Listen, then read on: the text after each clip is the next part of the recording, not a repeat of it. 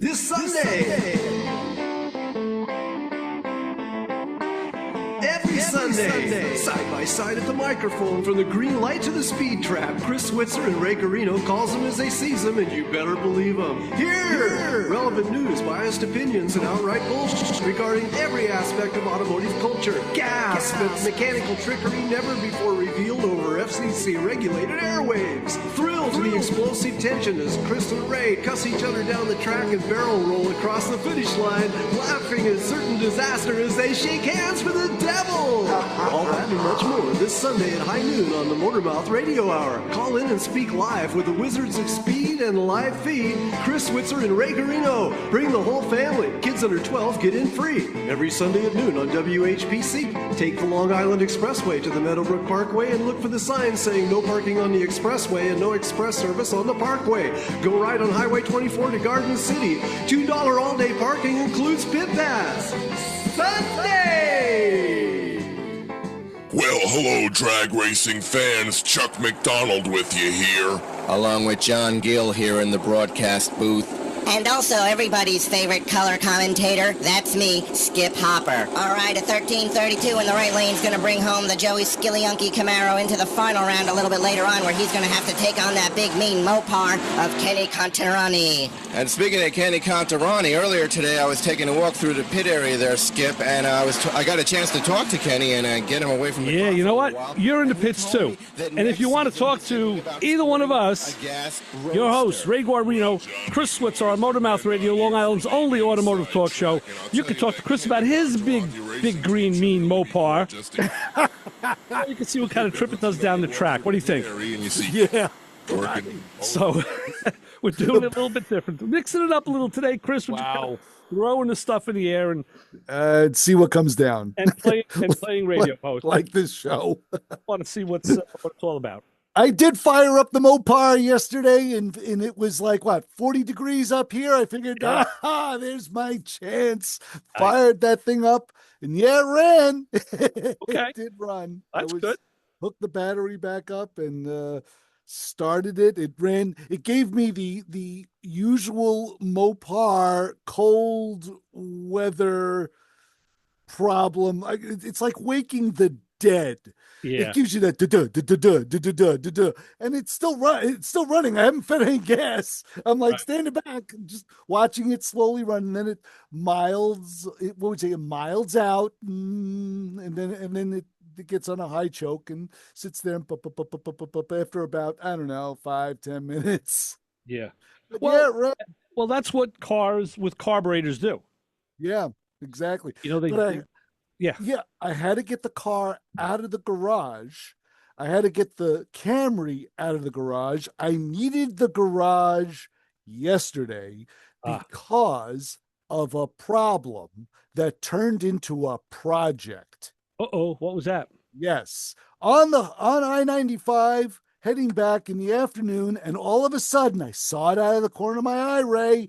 Out of the corner of my eye, here comes the rock, and dink, it hits the windshield, and I get a star about half the size of a dime. I'm like, and now mind you, it's not in my line of sight. It's about a foot above my line of sight. Now, this was which vehicle again?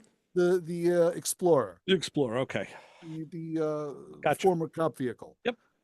So I'm like, okay, great. I'll just go get some of the Permatex windshield repair, which is a resin that fits into a tube that you adhere to your windshield. That's a project in itself, but unfortunately it's temperature specific. Yeah.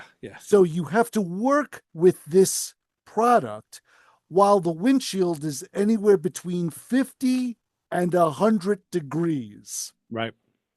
Where are you going to find 50 to 100 degrees? Well, in the house, you take the windshield out, you bring it in, put it on the dining room table. You're good to go. That's what I would do. Capital idea, but I didn't have enough dum-dum. Oh, okay. For the internal the initial installation. So I had to work outside. Therefore, I had to hook up a heater pointed at a 45-degree angle from the rafters under above the windshield of the car. I had the car under the heater. Okay, I tell you what, we're going to be under the heater too. We have a call. Yes. So let's go to the phones and say hi, caller. You're on with the Motor Mouths. Hey, what's up, guys? This is Justin. I actually host the Radio Rumble at the station on Saturdays, 12 to 2. Yeah, Justin, what's going on? What's up, Justin? I had a question. Now, this has to do with movies and television, but I'm curious, is there a car or vehicle from a show or a movie that you think is the all-time greatest? The vehicle? Wow. Well, it all depends. Movies, television. Can we narrow it down? Well, let's go with movies then. All right. So listen, Justin, I've heard your shows. I know what you do, and I get it. And so you know what kind of a question this is. This is like, oh my God, wow. I don't know anybody who could ever come up with one answer to a question like that. I could think of. I have a small list. Give a few that stand out. So again, give us the parameter again. What was what are we kind of fit? What box are we fitting this into? Well, just like maybe one from your childhood. How about that? One that captured your imagination as a kid and maybe got you into cars. Was there like a specific car from a feature film from when you were growing up that you were just like, damn, this is awesome? All right. Well, I have two. And Chris, we mentioned this when we did. The first one was the Batmobile, the 1966 Batmobile. I mean, that car spoke to me as a child. And when Chris and I got a chance to do some commercials and videos with the actual Batmobile, and it came time to drive it, and I told Chris, guess who's driving? It's me.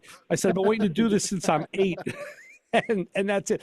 So for me, it's the Batmobile, and go a little further up, go to 1970, and I'm going 2-lane blacktop to 55 Chevy. Okay. Awesome choices. Those are mine. I'll go. I'll take the same route here, Justin. The Monkey Mobile was one of the cars that I found was spectacular when I was a kid, because it was so radically different. It was this red, it almost looked like a convertible station wagon. It was something like the Batmobile. It was no other car on the road. And so that was one car that kind of attracted me to in a television sort of way. But the other car is a little bit more obscure, and Ray will know this. If you know the movie, by all means, the movie's called McQ. Oh yeah, with MCQ. And it was John Wayne as a detective. John Wayne. Cowboy John as a detective. He drove a green Trans Am. Actually a Formula. It was a Formula, but it had the Trans Am shaker scoop. That's what was cool about it, because it had the Trans Am shaker scoop, didn't have the screaming chicken on the hood, and it had the Formula scoops in the at the leading edge of the hood. But it was all dark and it was just dark and mean looking. And that was the car that I truly loved as a kid growing up. But one more thing, got to throw this in. The car that affected me as an adult was the Blues Brothers Dodge Polara police car. Another good one. Oh, And because of that car, I still drive old police car to this day. Yeah. So yes, awesome choices. Love the Blues Brothers. I haven't heard of that John Wayne movie, so I'm going to go check it out. Obscure. And interestingly enough, John Wayne being the big hulking, his name was Lon McQ. Lon McQ. Like, yes. What the hell is that name? Justin, I'll tell you something.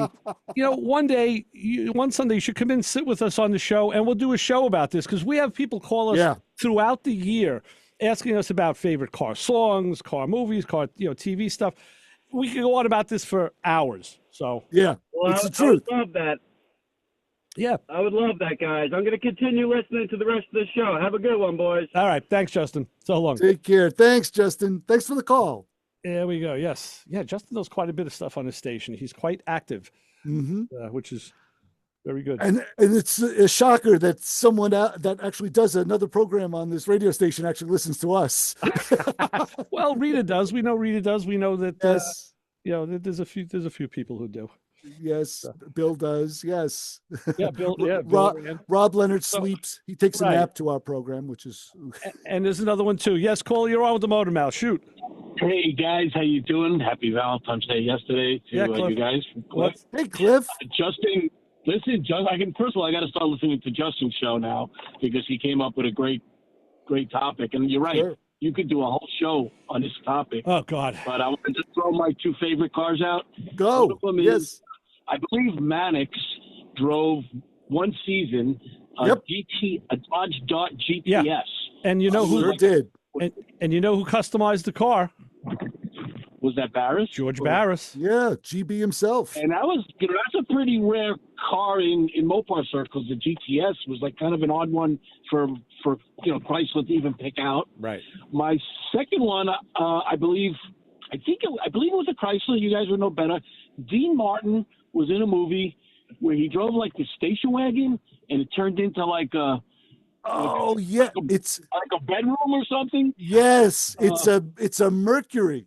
It's a Mercury. Was that a Mercury? Yes. And it turned into like a whole. Yeah. Holy smokes, Cliff! Out of bed. It was like crazy. Yeah, it was like a light color. It was like a white. It had, with the wood grain sides. Motor in. It was like a 66 or a 67 Mercury Park Lane wagon. This is where life imitates, or my life imitates this show. I'm reading a section of magazines right now. They're custom magazines from 1964, and in every single one has been another Barris creation, and not the big ones that we know.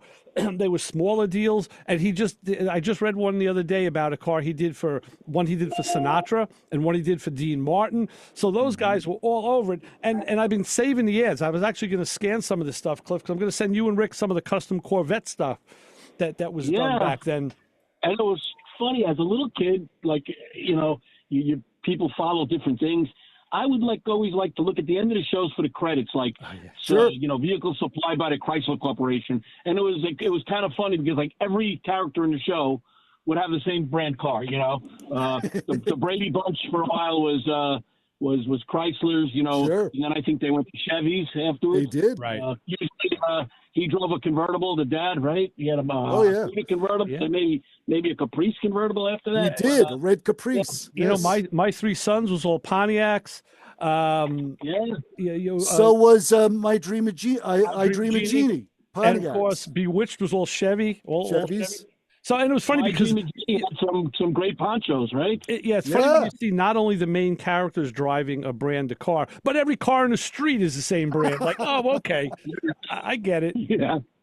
Mannix was Mercury and Ford products. So good stuff. Good topic, Cliff. Very good.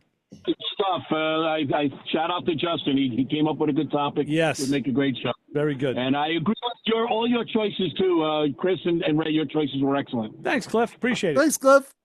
Talk to you guys soon. All right. So long. All right. Very good. So that's awesome. The people with the cars, the TV shows, heroes, George Barris, of course, we've had him on the show in the studio many times before he passed.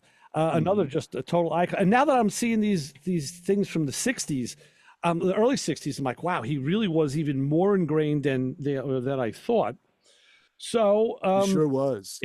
It's not ending yet. We're going to go back to the phones and say, hi, callers, shoot. It's Kenny again. How you doing, guys? What's up, Kenny? Hey, Kenny. My favorite had to be Project X 57 Chevy Hollywood Nights. Oh, yeah. There you go. Totally awesome. You're right. That was mine. I love that car. Kenny, it wasn't the Pie Mobile? Well, no, not the Pie Wagon. The Pie Wagon. Pie Wagon. Pie Wagon was a 56 sedan delivery driven by New Bomb Ture. Right. We're talking Project X, which of all the cars that any of us could ever talk about, some of them are still around in museums or private collections, but Project X is still being modified and worked on by people. I know Lucky Costa was just doing it. They made it electric a few years ago. Yeah. It's not electric anymore. They put a gas motor back in it. So that car is still being worked on. Yep, I have all the magazines when Popular Hot Rodding bought it in '64. I collected all the different issues it was in. I had those articles posted on my wall all through high school. Wow.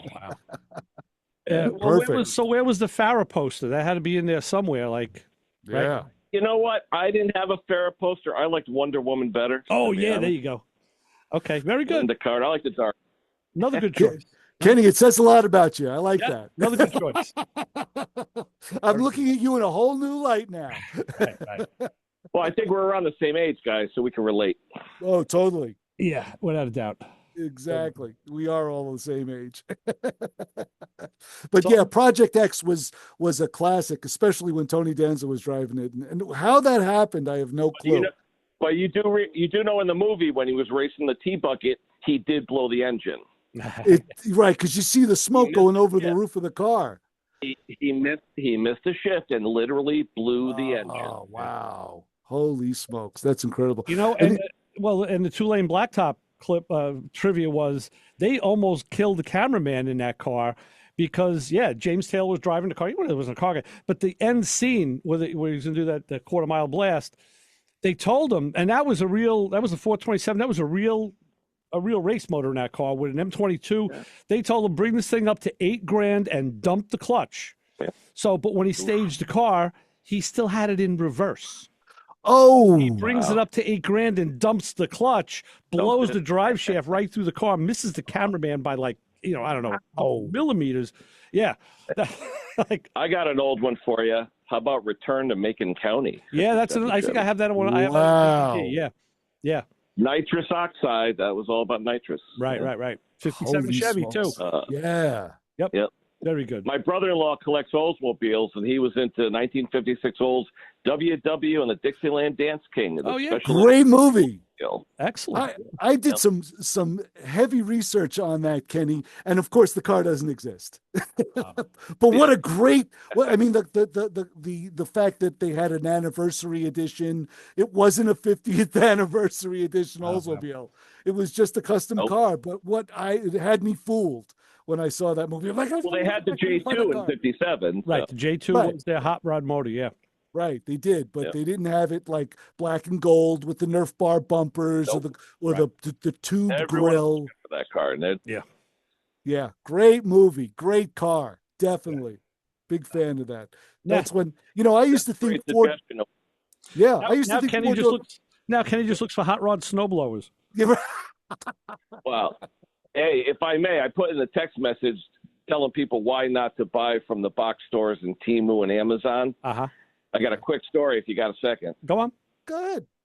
Guy says, my engine's locked up. Well, he ends up going to Temu and buying a $178 snow thrower during the snowstorm January 25th. Gets to his house, and just like when you go to a box store, you buy the thing. It comes with a bag and instructions. That gets thrown in the garbage first. Right, of course. What's in that bag?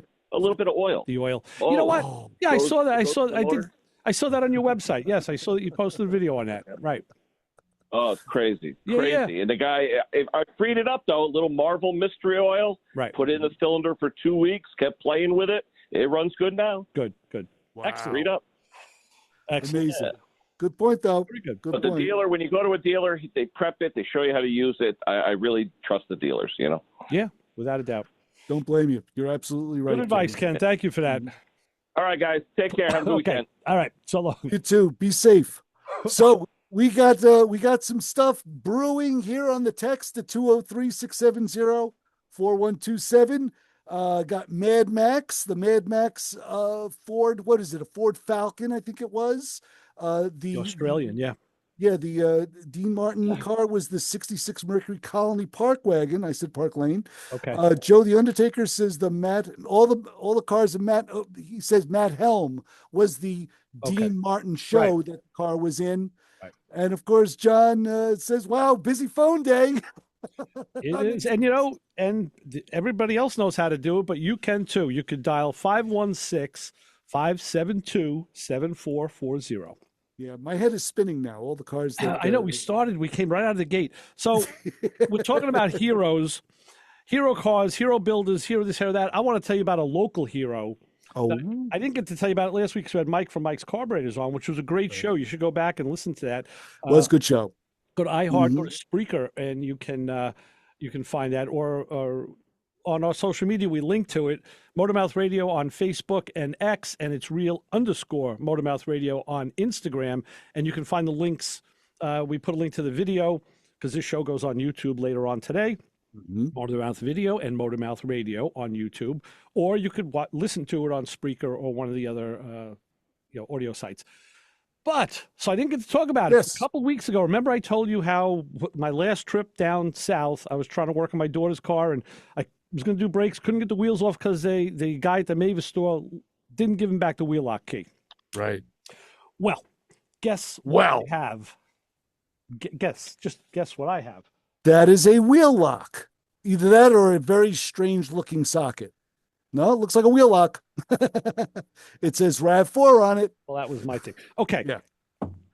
Later in the day that Sunday, I get a phone call, and it's who else but our buddy Dougie from the UD.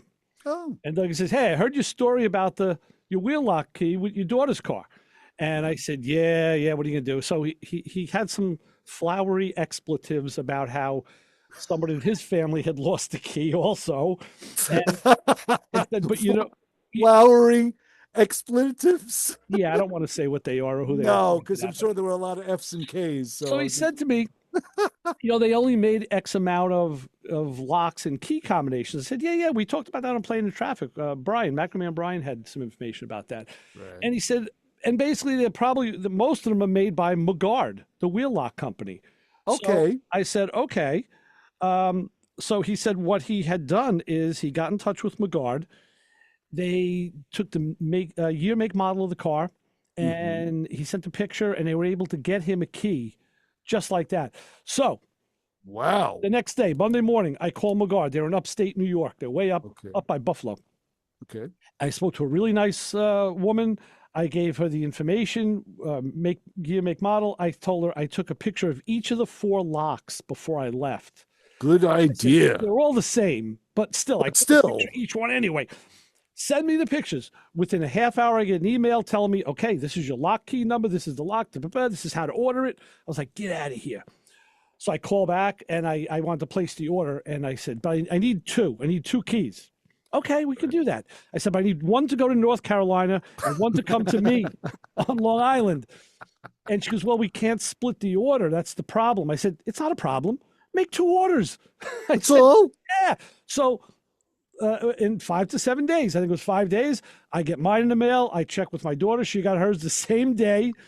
And I said, good, now go out and make sure this key fits the box. So my local hero, my honor group of the hour is for local heroes, Dougie being the king of the hill right now, because he said that, would I have thought to do it? I don't know. I really don't know if I would have done that, because I don't know if I would have connected McGard, even though I know that they are one of the most popular companies. So that's what Dougie did. He went and reached out to McGard because the chances of McGard producing the lock is they produce pretty much all the locks for these applications, according to. Okay, he was right. So I don't know. I don't have positive confirmation that this actually fits the car yet. I'm waiting to hear from them. Oh, okay. I thought you have already. All right. No, they're a little busy with a new baby, so. I told my daughter, I said, get your husband. Oh, that's all? Put the key and make it, check all 4 and let me know. So I haven't heard back yet, but we'll see. So that's my local hero. I mean, Dougie saw that and he passed it on. That's awesome. No, that's awesome. It's nice to know that there are people that there are movers and shakers out there that actually listen to this program, and I think that that's wonderful. No, I tell you, the people at McGard were very understanding, and I saw how easy this was. I'm like, so wow, if my neighbor rolls up with a new Porsche, all I got to do is go over and get some good pictures of the wheel locks, and call them up and say, hey, I need a key for this. No, I'm not going to be doing that, but so that's it was very easy, very painless, and it was like $19 for the key. Right. Can you imagine what you would have to go through if you didn't have the key? Yeah, I was going to have to break them off or use the tool. That there's actually I have it. They call them turbo sockets. All a different tool. People call it a different thing. It's basically a socket that doesn't have a hex because the wheel lock key is rounded. The wheel lock is rounded. So what it has is curved flutes, like in a gun barrel, and they're directed to the left direction to the left. So they bite into the lock. Think like an easy out. So you take the turbo socket, you put an extension on it, that you can damage, and you take a hammer and you smack this thing onto the wheel lock, or How do you smack it on again? Got it. Or onto the lug nut that won't come off, or the rusted bolt, whatever it is. And then when you apply left hand loosening leverage with a breaker bar, those flutes bite in, and hopefully, most times will actually loosen that thing. Now, if it is a rusted fastener, it could be even tougher. That may or may not work. But on something like a lug nut that would come off with the socket, it'll come off. I mean, I've done it many times. Mm-hmm. So, but then you can never use it again. That is now trash. That's garbage. Right. But for $19 and a phone call and an image, which was incredibly smart. It was a smart thing to do, was to take a picture of it. But I'm curious to know how they knew what it was. That to me is they match up the picture. I think they must be able to match up that picture with images somehow. They must have software that does that. Yeah. And because when you look at it, I'm looking at this. I actually looked at the lock key and I had the picture on my phone of the lock, and I could see, okay, let's line this up. There's one flat end, and then it makes a loop, and then there's a dip in. And I kind of followed it. I'm like, this looks like it's it. It definitely does look like it's it. So I get it, but I'm sure there's probably a serial number on the side of that lock that would do the same job if you gave them the serial number. But how in the world would you be able to see it once it's affixed, sitting in some mag wheel? The only time I remember seeing a number, not on the lock either, is when you get in, like when I bought my Mazda or I bought my Impala, either of my Impalas, there was a card in a plastic bag on the spare tire with the lock key in it. Oh, okay. And that card had a number, and that was the number you would contact them with and order a spare, which I did for both of those cars. And I kept one of the lock keys in my toolbox, the other one I kept in the car. Ray, that is such a smart idea. It really is. And of course, I never needed the backup one because, that's why you get it. That's why you get it. Exactly. You get it so you never need it. Exactly. That's a perfect theory. Right. Just buy it so you'll never ever need to access it. That's it. The problem with this situation was I would have just as easily said, let's take those locks off, just put on regular lug nuts. No one's stealing your wheels. It's a 2012 Toyota.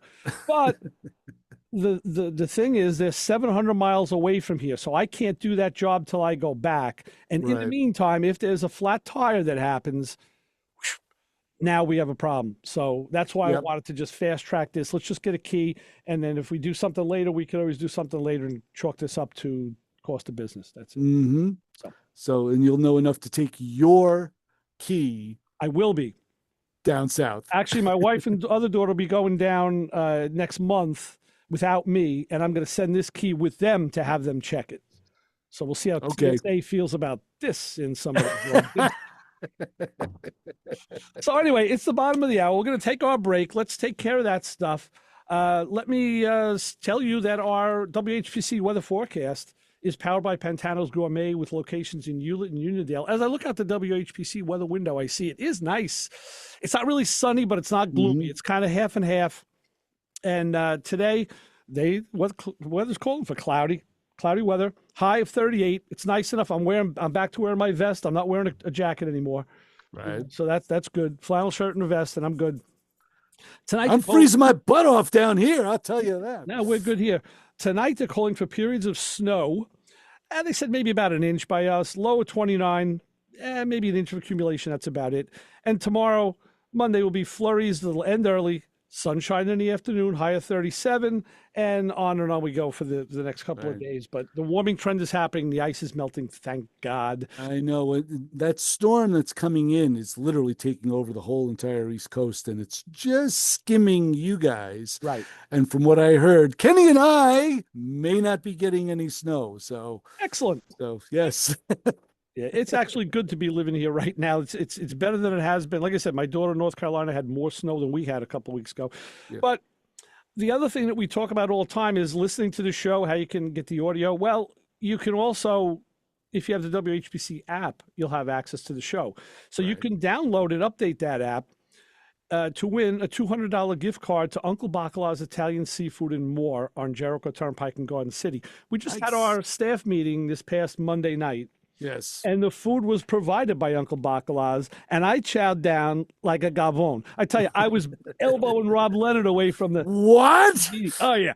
Uncle Bacala's is one of my favorite places. That's a tall order, my friend. I know it is. I know it is. But I tell you, you're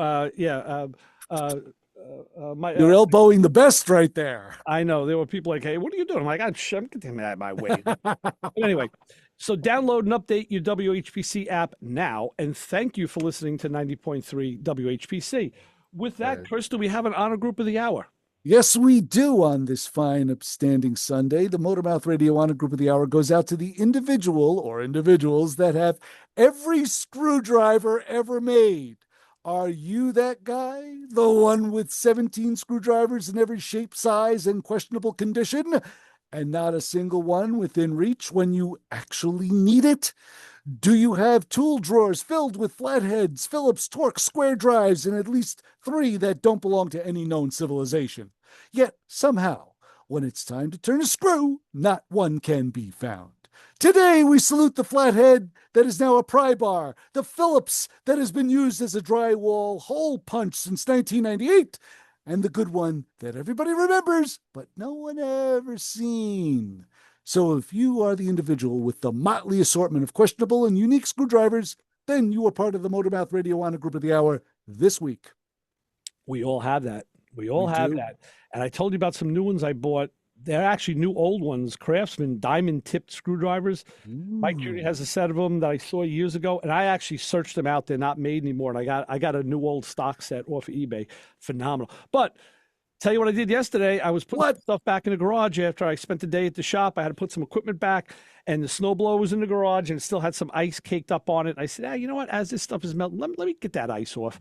So I could get some of it with my hands, but then the rest of it was really stuck. I rolled it outside. I got right to the one toolbox by the door, and I have a drawer of screwdrivers that are like the secondary screwdrivers. Yeah, I get it. Or the third. And I grabbed an old, I don't know, red and clear handled screwdriver, and that was the one that I chopped the ice with. And then wiped it off, put it back in the toolbox. Not my good screwdrivers. I won't do that with my expensive ones, but right. You got to have a nice chopping screwdriver, Chris. You know. Yeah. You're telling me that? I know. All of them. All of my screwdrivers are ice chopping screwdrivers. All right, let's chop little ice right now. We'll take a quick break to pay some bills here on the station. We'll be back in a minute with more Motormouth Radio with Ray and Chris on 90.3 WHPC.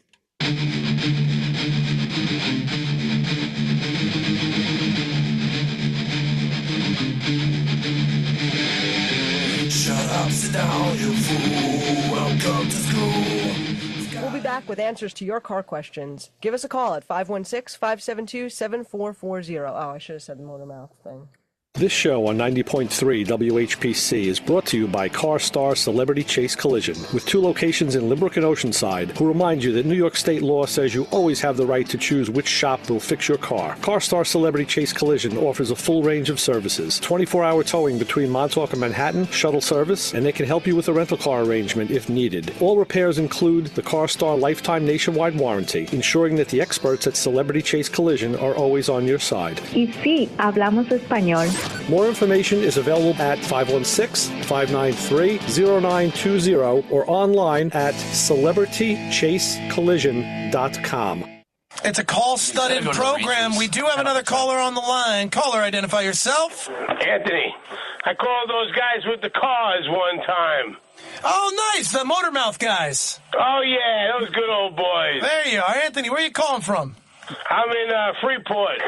Yeah, this morning I miss it. My boss was, every time I turn it on, he turns it off. I say, whoa.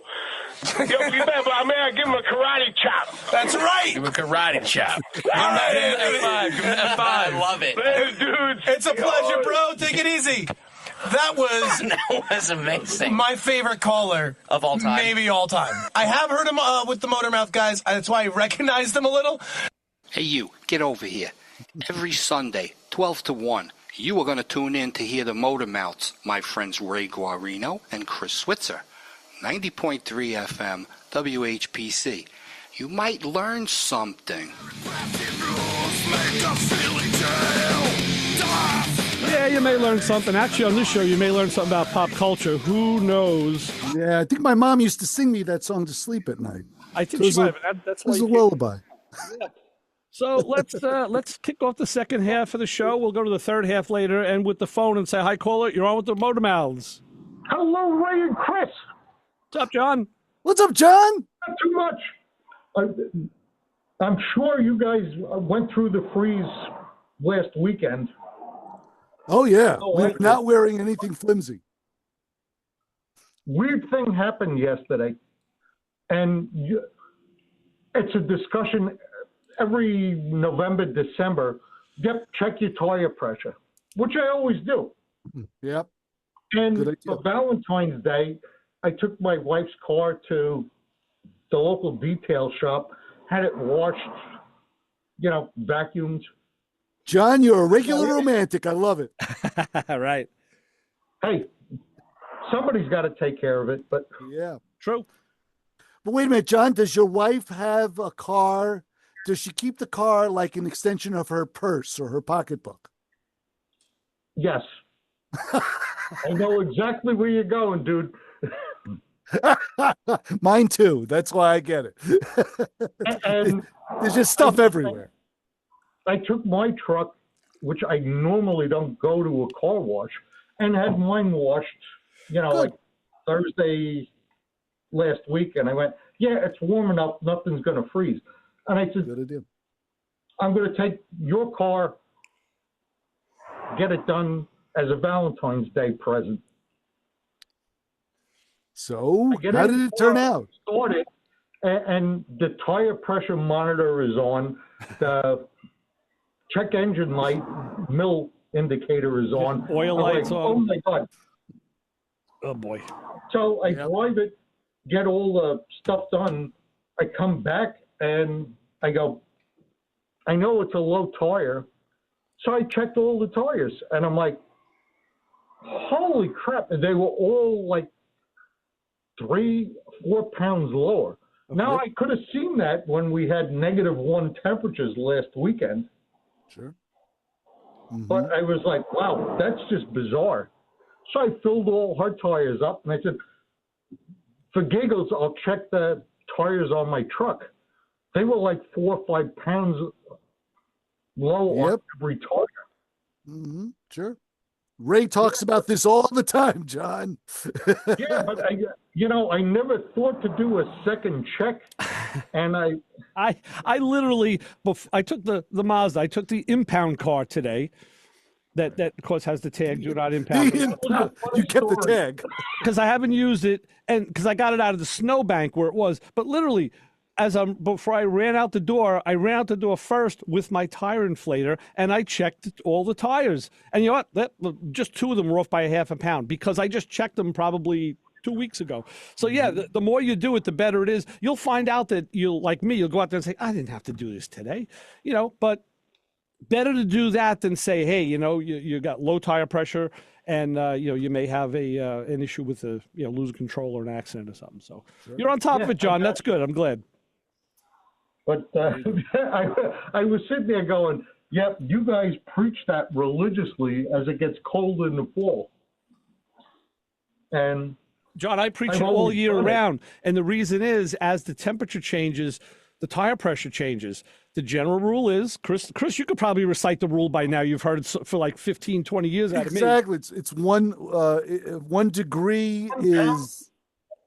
For every 10-degree rise in temperature, you gain 1 psi of pressure. For every 10-degree drop in temperature, you lose 1 psi of pressure. Correct. Yeah. So if you look at it, when we had like nice weather where it was in the 50s or whatever, then it dropped to the 30s. That's 20 degrees. That's 2 pounds. So if your tires were on the verge of being low, say they should be at 32 and they were at 30, now they're going to be at 28. Right. So. You can do the math any way you want. It all just comes down to, yes, the more I do it very, very regularly so that, you could almost say it's a pain in the neck to do it, but now it just becomes part of what I do, and that's it. Mm-hmm. No, So that's why I say I recommend people to buy like I did. I have a giant compressor in my garage. It's an 80-gallon tank, dual stage. But you know what? To get the hose to the front is a real pain in the neck. So, and I'm not always at the shop.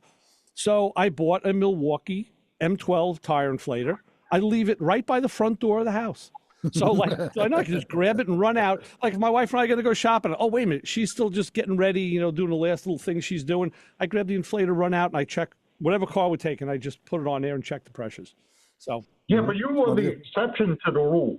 Well, I know, but that's why that's okay, because now I didn't write the rule, but I'm now the official enforcer. And yeah, you don't have to be as crazy as I am about it, but be crazier than you are now, and you'll be that much better off, is the way I look at it. Mm-hmm. Right, the part that, I was scratching my head and a few other body parts on, I did it when the temperatures were, just above freezing. Okay. And well, there's something else, John.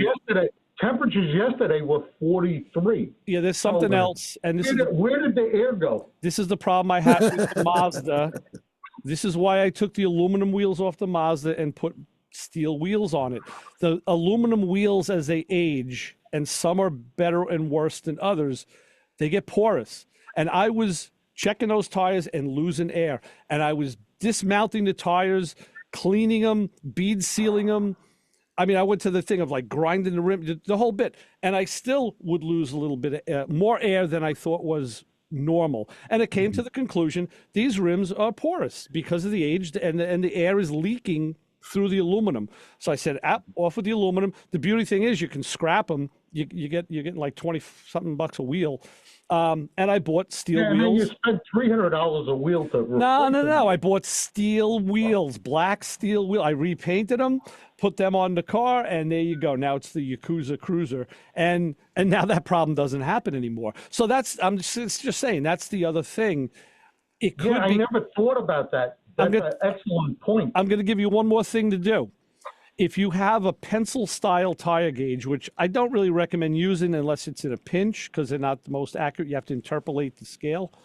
Mm-hmm. Usually on the pencil-style gauges, the part that slides out where the reading is, there's a little knurled piece. So long, Rob. There's a little knurled end on it. If you unscrew that knurled end, that's a tire valve tool to either install or remove a tire valve. Oh, really?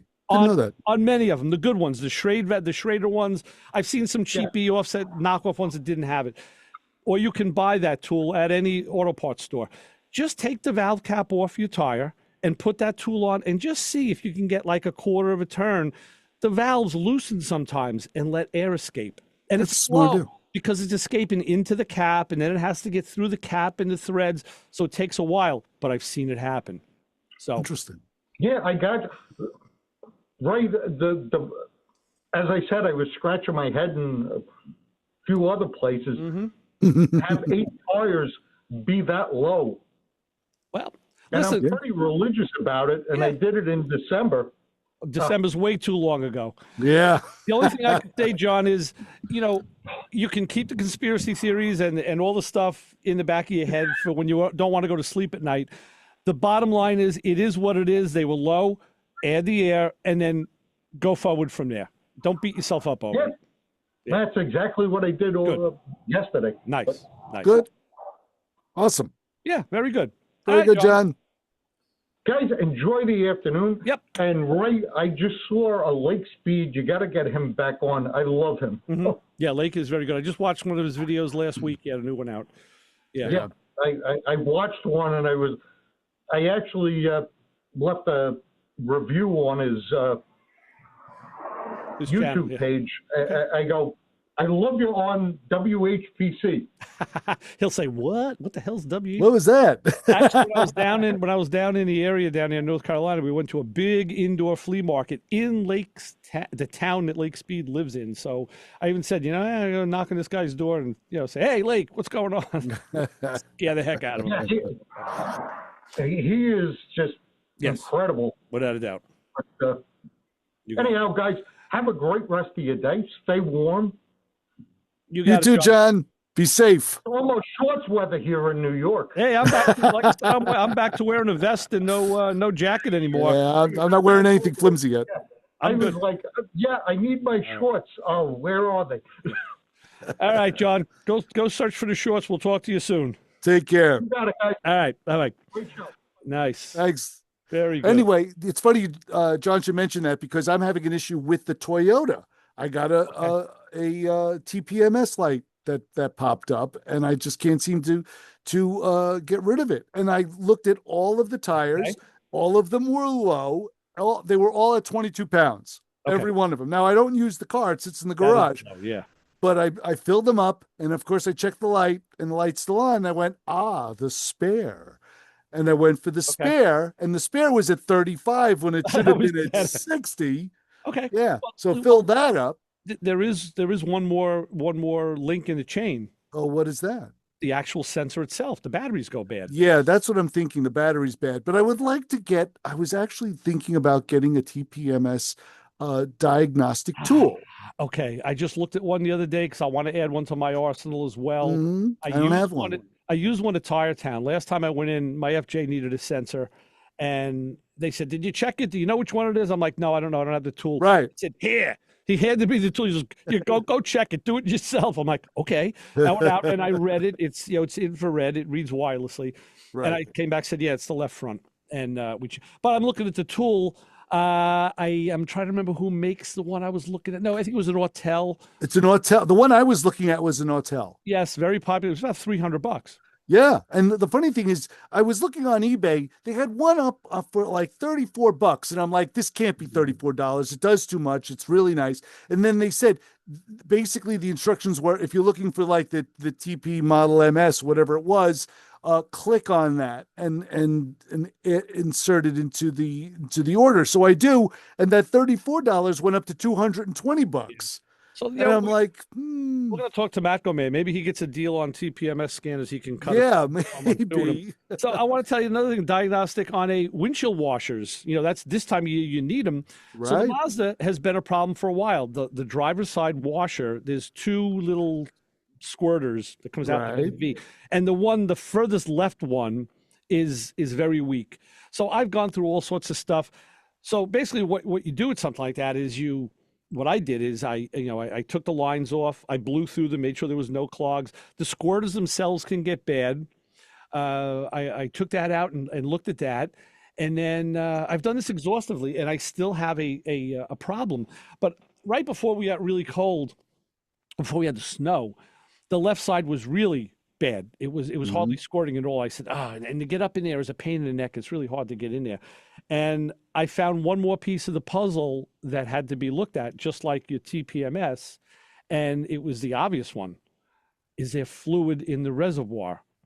Oh, come on. I started thinking maybe the pump is bad and it's not giving me pressure at the end of the line, which made me go to look to see if I could access the pump because they're in the bottle and sometimes you got to take the bumper off to get to them. Yes. And when I looked, I said, how'd this car get run out of fluid? Like it was, so I put fluid in and I got a better spray, but I still don't have that far left nozzle still is underperforming in that car.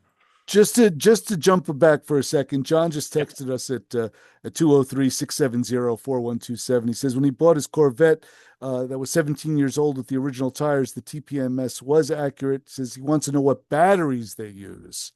So that's a great question. You can't change them yourself. No, you have to change them. You have to dismount the tire before you can change them. Well, it's in the sensor. It's not like it's sitting there in a holder. Oh, I actually thought you could take it apart. No, and it's probably a lithium ion. I did save a couple tire pressure sensors, and I meant to section them and see, but I never got around to doing that. I still think I have one at home. I had my Mazda, my 06 Mazda. When I sold that car 4 years ago, those batteries were still fine. Yeah, I'm sure. And I don't even want to say anything about the Explorer or my Mazda about the TPMS sensors in those cars. I'm not saying anything. Let's just put it that way. But there is an issue with the Mazda squirters.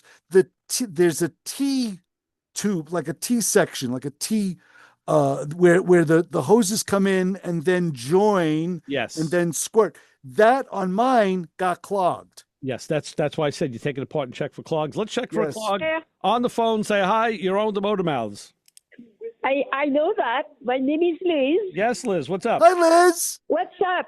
I am blessed to have a stick shift because it's going to snow again. Yep, you're in the good club, that's for sure. You got You're right. You're So- right. And let me share something with you. My Honda Element has 190,000 miles. Okay. Yeah. And some days ago, I noticed that the power steering was very tough. And I did not, it's the first time that I had to replace it. it. Okay. All right. And I am very happy because I went to the mechanic, showed me, it took the part and put a new one, of course. But I wanted to check, where that was, to learn something, so to speak, about my car. Right. Okay. Yeah. And now I'm telling you, it was very scary for me. I could not turn right, I could not turn left, and I was very, I said, oh my God, my car is gone. And for 190,000 miles and stick shift, I count my blessing. Yeah, you should. I'm wondering if that's like it's probably a power rack. I don't know if it's electric in that car. Yeah. Good question. I don't know. Was it an expensive repair, Liz? About 400. Yeah, you probably put a rack in it. I wouldn't be surprised. Yeah. Okay. Well, listen, you could actually consider that a safety item. You need to have your steering. So it's money well spent on a car that you know, absolutely. and it's going to last for another 100,000. So good for you. You got a great car. Right. Yeah. Okay. Enjoy the snow, Liz. Okay. Be safe. All right. So long. Bye-bye. Yeah, stick shift in this weather, in the colder weather, I think is almost a blessing. I'll take my FJ with the bells, whistles, and tricks that has over a stick shift any day. Yeah. Okay. Whoa. Well, I watched the video from a guy on YouTube, and he was talking about four-wheel drive, and he says four-wheel drive alone isn't the end of it. And he did a lengthy video showing how he had his wheels on. Two wheels on pieces of wood so they would get bite, and the other two wheels were just sitting there in the driveway spinning. He goes, yeah, four-wheel drive, where's it going? No, he says, what you need is a diff lock, and they don't all have it. Now, my FJ does have a diff lock. It's a button on the console, and literally what it is, as I understand it, that's a posi rear. It engages both wheels and locks them, the rear wheels and locks them. And then, of course, you have your four-wheel drive. So there's different versions, and I'm kind of all new to it because I've never been a truck guy, but at this late stage in your life, you can still learn new things. I think. Oh, of course. When I had that Bronco, it had an automatic four-wheel drive lock, and there was a motor under the Bronco that needed service, and I didn't know this, and I literally had to remove it, service it, lubricate it, and put it back in again. Yeah. And it was so long ago, I'm trying to remember how I did it and what I did. Yeah. But yeah, I do remember having to pay attention to that because there was like a gear affair that would turn back and forth that would engage and disengage the differential in the front. I remember that vaguely. Some we're going to be talking about in future shows. I bought myself a new piece of shop equipment. I bought a pressure bleeder. Now, and I used it yesterday. I want to check it out, and the problem is the one I wanted has like an electric motor, so you just turn it on. Those are all like $500-600. I said I'm not looking to go that far. So this one you have to literally pump it to build the pressure in the reservoir, and it works. It really does. You put like 20-30 pounds in this chamber that's filled with fluid, which connects to the master cylinder, and you literally just open a bleed valve. And it just comes out by itself. It's like somebody continually pressing the brake pedal is what it is. That's great. And it makes it really, really, but there's a couple of tweaks I want to make. Like one of them that I saw came with 4 chambers, for the brake fluid. You put one on each wheel and you connect it to the bleeder valve, of course. And this guy was saying, just open all 4. I don't like doing that. I want to do one at a time. I want full pressure at each wheel. The problem is once you close the bleeder valve, there's still pressure coming up to the adapter that goes on the bleeder. Okay. When you pull that off, you're going to get fluid coming out. Right. I want to find a little one-way valve that'll go in that tube, and it's got to be small because that's I didn't measure yet. Was it 3/16? Because a little hydraulic diode. Well, pretty much what it is, yeah. Because this way, if I can shut that off and stop the pressure flow up to it, now when I remove it, I'll only trickle what's what's at that. Yeah, you're not Again, going to get that spurt. I got to play with this thing. I got to make it mine. I really have to make it the way I think it should have been made in the beginning. But as a service tool, and especially since I did use it at the shop, so I had the car, and I only had the car, a foot off the ground, because I was sitting on I would sit on a little service stool. Okay. And just sit there, open the bleeder, and just watch it. Just sit there and. So no more pumping, it's just watch the thing work and not a lot of money. This thing is definitely user friendly for a homeowner. Right. The one I bought was like $39, and I was kind of shy. I was shying away because I said, well, if it's only $40, I did buy a master set of adapters that cost me $125. So those I'm still having a little issue with because I couldn't. The one they said should fit two of the cars didn't want to fit. I had to use a different one, but I have to work through that as well. But okay. As far as the service procedure, I'm always looking for a faster and easier way to bleed brakes and more comprehensive way to do it. I think this is going to be it. Well, it's funny, just to get back to my windshield. Okay. I'm sorry. I was able to use the Permatex. They call it with the resin, and they have something called a pedestal that you have to adhere to your windshield. Ask you, it's suction cups and it goes over the crack and you thread the thing down to the middle. This one is a lot less expensive than that. It's a adhesive disc that fits over the crack with a hole in the center. Okay. And this pedestal is adhered to that. Did they give you a carbide drill also? I'm serious. No, they give you a pin. It literally is a push pin. I had a kit that had a carbide drill that they wanted you to. Oh, jeez, no.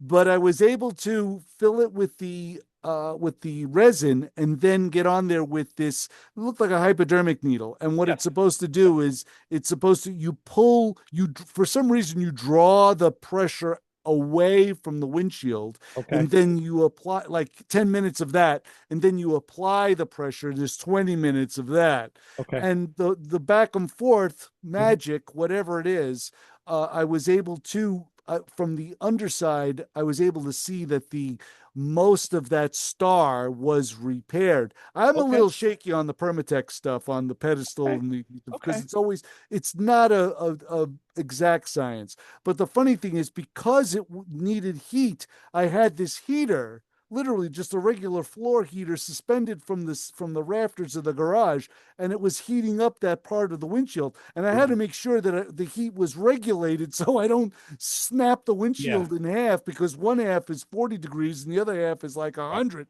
Right. So it was a little bit of a pull and tug, but I was able to do it. Now, the thing that I'm working on now is I had to pull the car out, because you have to put on this clear piece of plastic with a little bit of resin on it to almost smooth out that windshield. And that's the part that I'm working on now, that is literally sitting out there in the morning sun. I'm going to go out there and check to see if that has dried. You got your chance to go do it, because we're done here. We got to get out. So, with that, we're going to get out of here. We'll be back next week with more Motor Mouth Radio. Chris, what do I tell the people waiting for me with classic car stories in the parking lot? Don't follow us home unless you have a halfway decent brake bleeder, that's for sure. Got that right. All right, so for Chris Switzer, Ray Guarino, we'll be back with more Motor Mouth Radio next week, and we'll be talking about something. So we'll see you then on 90.3 WHPC. See you, bye.